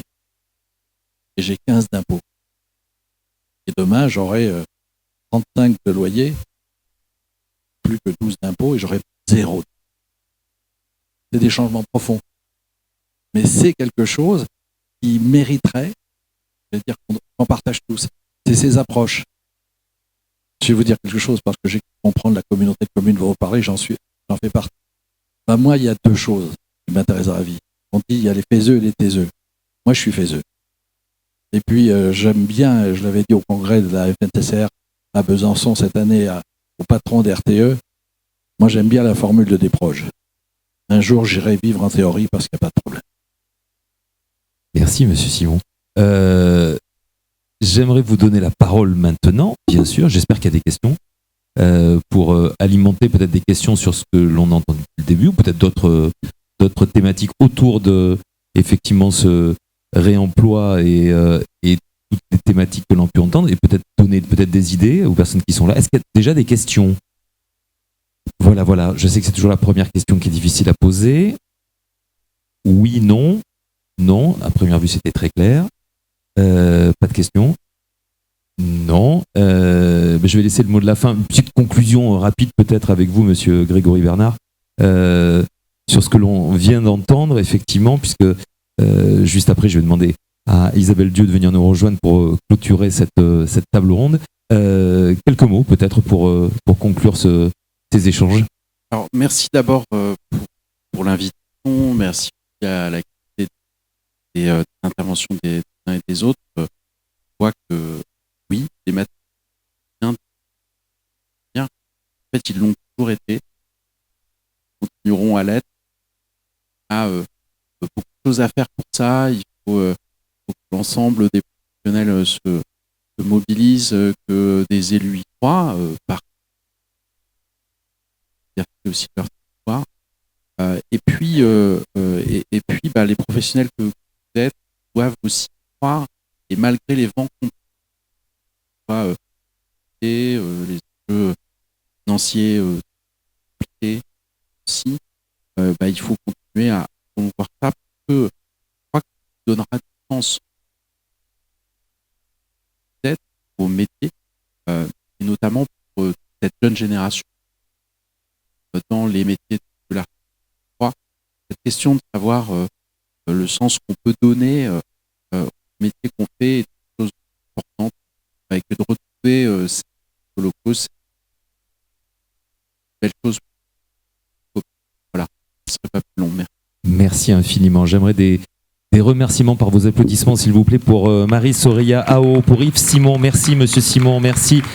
Marie Soraya Ao, merci Laurent Gauvin et un grand merci à Grégory Bernard. Merci de nous avoir quelque part un peu accueillis chez vous, ici même à Clermont-Ferrand, même s'il y a d'autres Clermontois et Clermontoises ici, mais quand même. Merci beaucoup Isabelle Dieu, présidente du Conseil de l'Ordre régional des architectes, va clôturer cette table ronde et pas tout à fait la journée, puisqu'il y a un verre bien sûr de l'amitié juste après. Puis on a une facilitatrice qui va venir faire une petite synthèse dans quelques petites minutes des ateliers. Isabelle, je peux vous laisser la place quand même. C'est la moindre des choses, quand même. Pourquoi pour ceux qui ne le savent pas, vous comprendrez tout à l'heure. Bref, et un micro. Micro, merci. Alors, tout d'abord, je tiens pour cette journée, j'ai pris beaucoup de plaisir et merci à cette organisation. Donc, je tiens tout d'abord à vous remercier, les intervenants de la table ronde, parce que votre discours est engageant et puis il nous a boosté pour confirmer nos valeurs. Et donc, Maria Soria, on se connaît, mais je te remercie de ta présence. Cher confrère Laurent Gauvin, Grégory Bernard, on se connaît également, merci beaucoup. Et je ne vous connaissais pas, monsieur Simon, mais j'ai adoré votre discours. Et puis, je tiens également à remercier les différents intervenants que nous avons pu avoir au niveau de la journée sur les différents ateliers, parce que ils ont alors oui, on avait des juristes sur l'atelier 1, Édouard Convert d'AFFB, l'atelier 2, alors ça c'était passionnant, cette résidence d'architecture, on nous a mis un peu au défi des ateliers et tout ça, et c'était particulièrement agréable et positif. Et puis j'ai beaucoup apprécié également cette exposition qui est un bâtiment combien de vie. Et ben voilà, on y est. Le réemploi, c'est ça, c'est le réusage, et c'est très important pour tous. Je tiens également tout particulièrement à remercier, j'en suis parfaitement consciente, de tout ce travail qui a été fait par la Maison de l'Architecture avec notre pôle territoire Alors, merci beaucoup. Alors, on excuse encore une fois Éric Jean, mais il a été superbement remplacé par ses 2 VP, Joël Le Chuga et Anne Montriol. Et puis, c'est un travail collectif qui a été fait avec la commission de la Maison de l'Architecture, collectif avec notre pôle territoire 03 15 63, qui est représenté par Stéphane, qui représente l'Allier. On a Charlotte qui a disparu, mais elle était là présente, et Julie Caroline. Alors, et je tiens aussi à remercier les petites chevilles ouvrières qui ont accompagné ce travail, à savoir Graziella pour la Maison de l'Architecture, Guillaume, Antoine et Charlène qui n'a pas pu être présente aujourd'hui. Alors, que retenir de cette journée? Réemployer nos territoires. Plus largement, c'est un questionnement sur le réusage, la revalorisation, faire de l'existant, faire avec l'existant, une architecture de moins de 100 km, qu'est-ce que ça sous-entend? En effet, c'est les matériaux locaux, les matériaux d'avenir. Réemployer le territoire se fait à toutes les échelles, allant du paysage au bâti. Au final, cette réflexion, c'est plus écologique, plus respectueux des habitants et de la mémoire collective. Cependant, il y a urgence à faire évoluer les lois, les règlements, trouver les finances pour des économies à plus long terme. Et c'est donc collectivement qu'il nous faut donc agir, en passant par la formation et la sensibilisation dans l'intérêt public et le savoir-vivre ensemble. Je vous invite donc désormais à continuer à intégrer, j'ai beaucoup apprécié, comme quoi l'architecte, c'est gentil de le reconnaître, les architectes et les partenaires de l'architecture font partie de la solution à venir pour nos objectifs sur nos territoires. Je vous invite donc désormais à poursuivre tous ces échanges autour d'un apéritif dînatoire de clôture. Et préalablement à cela, on va avoir le débriefing qui est très agréable, qui est toujours un très beau souvenir de voir tous ces dessins qui ont évolué sur la journée. Merci à tous.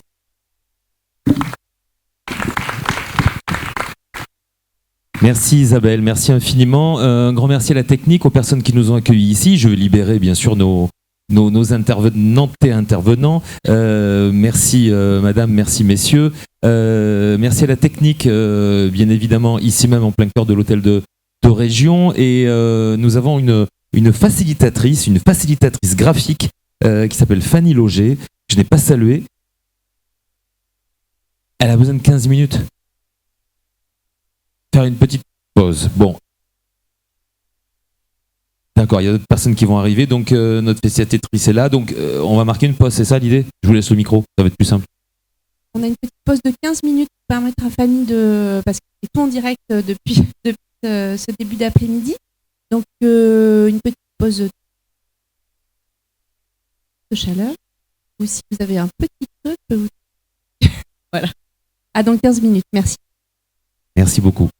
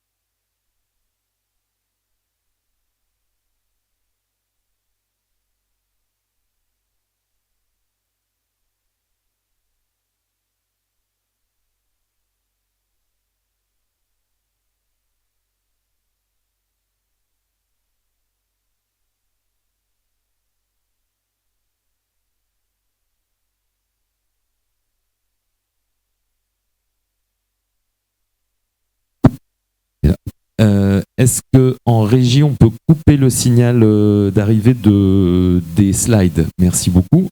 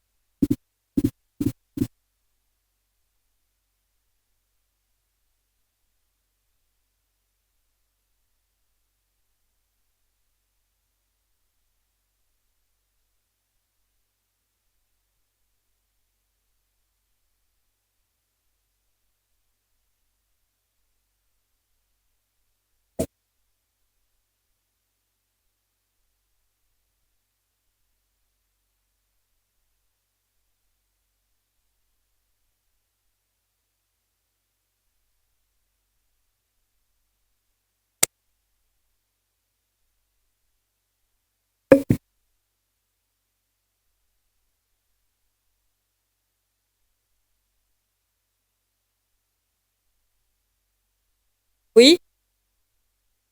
Où? Je retape. Non?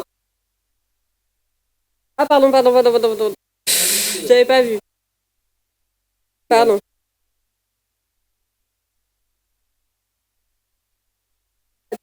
C'est bon. Là. Oui. Ok. Ok. Ok. Du coup, que je me mette dans le bon sens. Là, c'est à l'envers.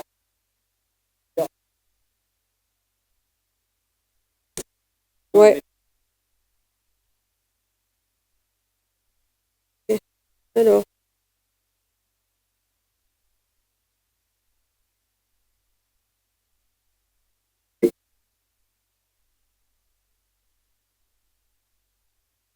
Pas top, hein?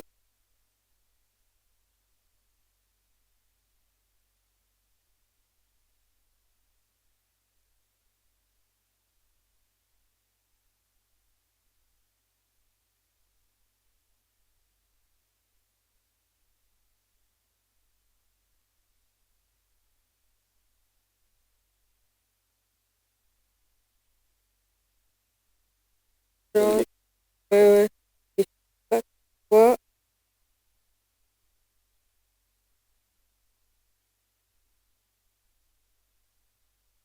Ça. Et je mets un peu. Comme ça. Puis après, on voit le pied.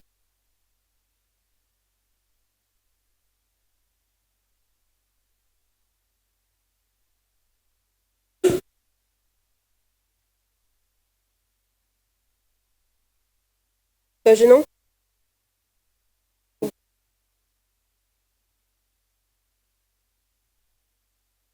Non, ne faites pas un découpage. Non. Comme ça, je vais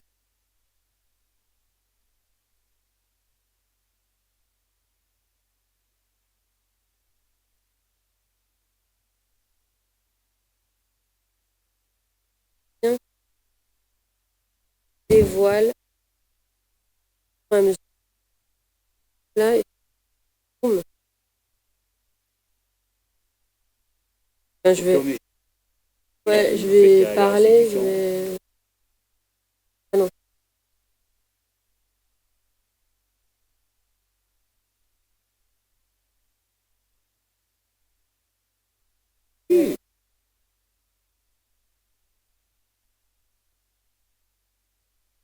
Oh non, pour... ouais. C'est possible. Oui. Sinon là. Celui-là, c'est pour enlever vos caches. Vous avez un coup dans les mains. Ouais. Ouais, très bien.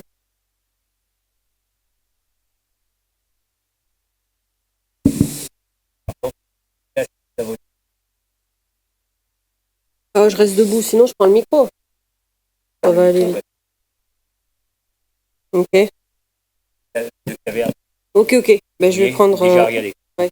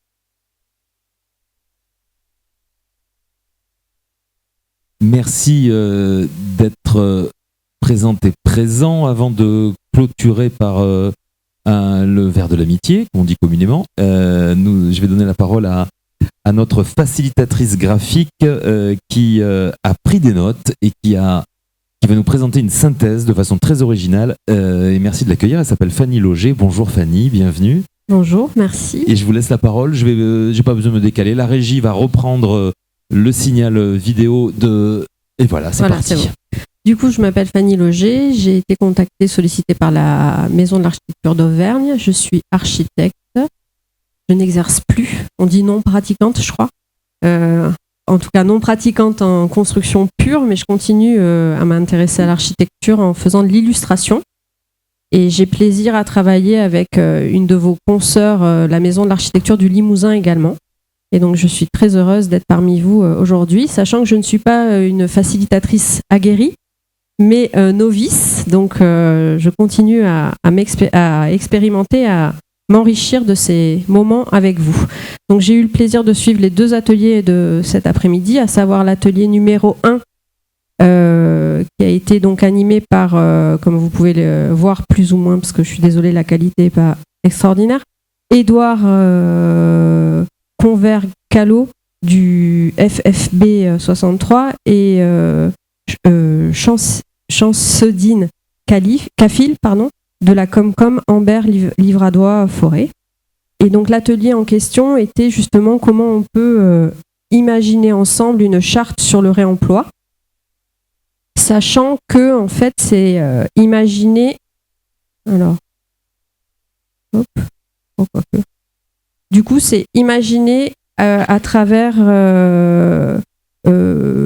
l'exemple, l'expérimentation qui a été menée donc par la Comcom Amber Livradois Forêt, avec un projet de réhabilitation d'un bâtiment pour le nouveau siège de la Comcom. Donc, du coup, ce qui m'a semblé pertinent, c'était donc de vous retranscrire les attentes des élus. Donc, si je ne me trompe pas, il y a 52 communes. Donc, qui avaient un intérêt fort pour le réemploi dans ce projet de réhabilitation. Utiliser 100% d'isolation en matériaux biosourcés, un chauffage géocooling via la géothermie et une revalorisation et une réutilisation de la matière disponible sur site. Effectivement, s'il y a des personnes dans la salle qui ont assisté à cet atelier et que je dis des bêtises ou que j'oublie des choses, n'hésitez pas à m'interrompre. Et les élus avaient aussi des attentes assez fortes qui se retranscrivent dans les marchés par la suite.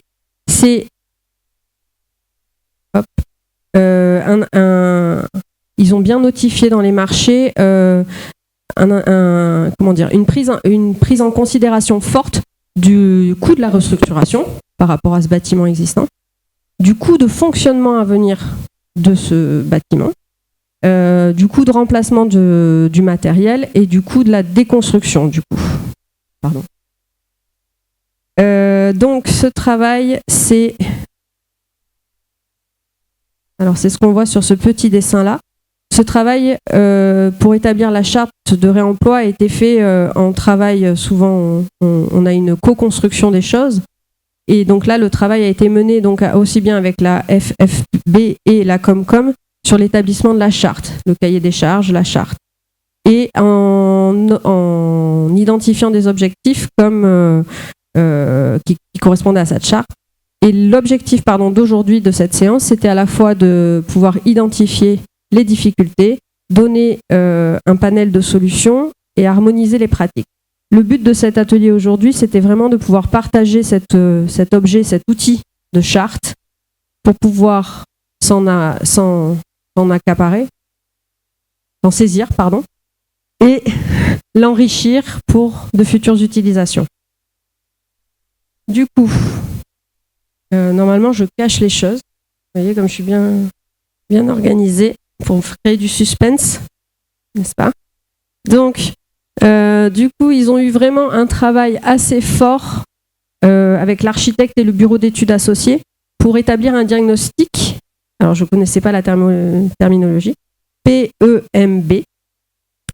Ce qui a été vu, c'était que du coup, c'est quelque chose qui est très conséquent en termes de métré et de quantitatif, pour établir vraiment un diagnostic très fin, un relevé des existants très poussé, puisque déjà la démarche est entamée pour le réemploi. Par contre, un des points négatifs qui a été soulevé en atelier, c'est justement que malheureusement ce travail n'était pas valorisé en termes budget, c'est-à-dire qu'au niveau de l'enveloppe des architectes, ça restait sur une mission, on va dire, classique. Donc malheureusement, l'aspect de l'ampleur du travail demandé est peut-être des fois pas la prise en compte de ce que ça représente comme temps de travail supplémentaire. Le réemploi, du coup, dans cette charte, ils identifient le réemploi in situ avec, en fait, la démarche globale, c'est éviter qu'un matériau ne devienne un déchet. Et du coup, le réemploi in situ, mais également dissocié du réemploi ex situ, c'est-à-dire ce qui peut venir effectivement de l'extérieur, mais de filières aussi vertueuses comme les ressourceries. Et ce qu'on a vu en exemple, qui est donné ici par ce petit schéma, c'est l'exemple du carrelage, donc la dépose du carrelage. Le fait qu'on va se rendre compte seulement une fois qu'on commence la dépose d'éléments, peu importe le carrelage, les luminaires, c'est qu'en fait, il y a une réalité du chantier qui fait que le possible réemploi des matériaux ne peut être vraiment décidé que lors de la dépose réelle. Donc, du coup, c'est pour ça que j'ai symbolisé possible, pas possible, le tri. Et du coup, la question qu'on ne se pose pas forcément du stockage de ces matériaux pendant la phase de chantier.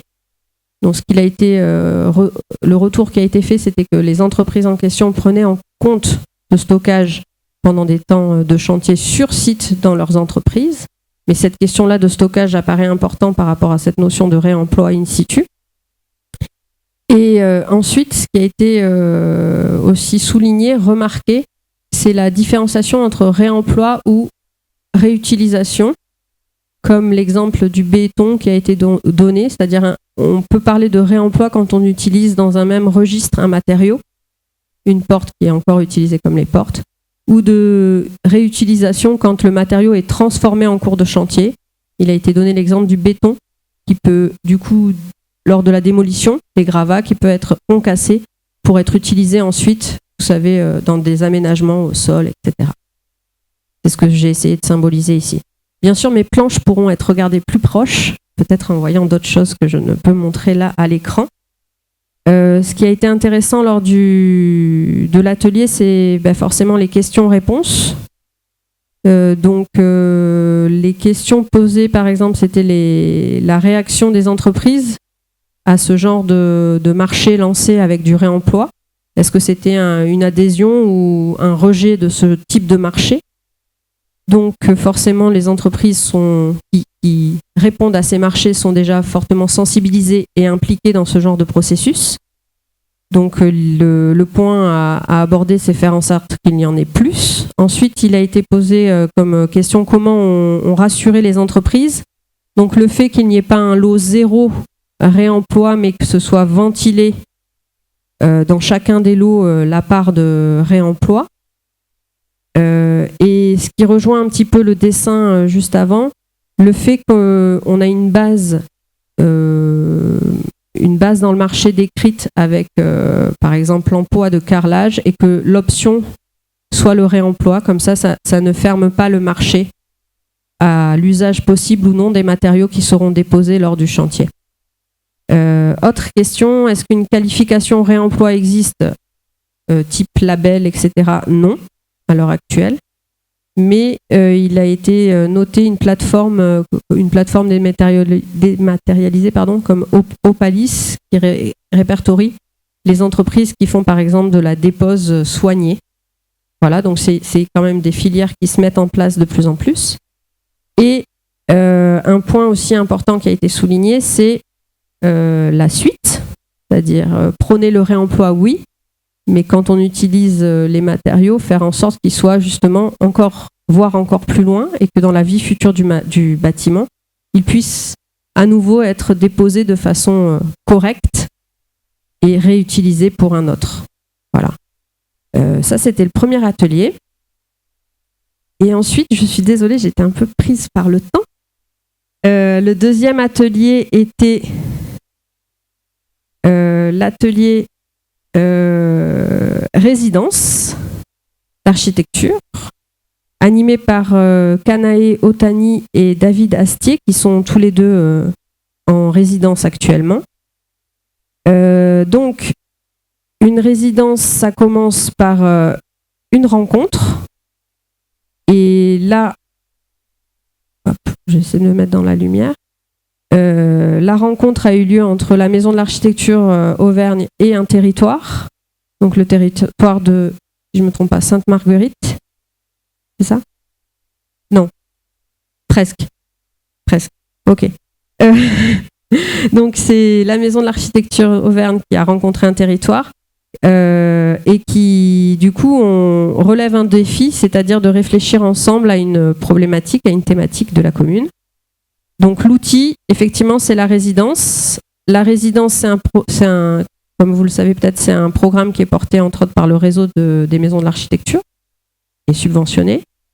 Et donc aujourd'hui, c'est écrit en tout petit, donc il n'y a pas beaucoup de dessins, j'avoue. C'était de proposer en atelier 3 situations existantes avec 3 questions. Une question sur l'architecture du lieu, une question sur le végétal et une question sur le touriste et l'attrait au local. On ne voit pas grand-chose, désolé. Au local et au régional. Donc, je ne vais pas vous faire une synthèse de tout ce qui a été dit, je m'en excuse, aux ateliers, puisqu'ils étaient 3 et que le temps a été très compressé. Ce qu'il en est ressorti, c'est plusieurs pistes, c'est-à-dire entre autres par rapport à l'architecture du site, au patrimoine, faire en sorte de faire aussi un inventaire du patrimoine existant, puisque c'est des anciens termes. Tout c'est la question de ne pas laisser faire, mais de prendre en compte aussi tout l'aspect végétal avec cette question de parcours de voie verte ou de parcours avec les éléments, on va dire aussi naturels du site. Et donc cette notion d'intervenir et de ne pas détruire ce qui fait l'identité du lieu. Donc je pense que l'équipe s'est emparée de vos pistes pour continuer son travail puisque c'est en cours. Et je vous invite à suivre le blog qui a été créé d'ailleurs par l'équipe de résidents, puisque la résidence est en cours. Donc vous aurez sûrement des restitutions aussi à venir. Je vous remercie de votre écoute et j'espère que ça vous a plu. Merci. Oui, mais merci beaucoup. Merci Fanny Loger. Et merci pour votre franchise, mais tout s'est bien passé. Tout va très bien et vous dessinez très bien, je tenais à le dire. Et puis si vous voulez effectivement voir les planches de visu et d'un peu plus près, même si vous étiez sur grand écran derrière, hein, donc on a très bien vu, ne vous inquiétez pas. Merci infiniment. Le verre de l'amitié, entre autres, va vous être donc servi dans quelques petites secondes et il vous suffit juste de vous diriger dans le hall de ce magnifique hôtel de région. Merci à la région, bien sûr, Auvergne-Rhône-Alpes pour leur accueil. Merci à la Maison de l'Architecture. Merci à l'Ordre, bien évidemment. Et puis, un grand merci, comme le disait très bien Isabelle tout à l'heure, à toutes les chevilles ouvrières. Petit message personnel pour Antoine, pour Guillaume, bien évidemment. Et un grand merci, Isabelle Dieu, pour sa confiance. Passez une belle soirée et prenez soin de vous et de vos proches. Et à bientôt. Au revoir. Merci encore.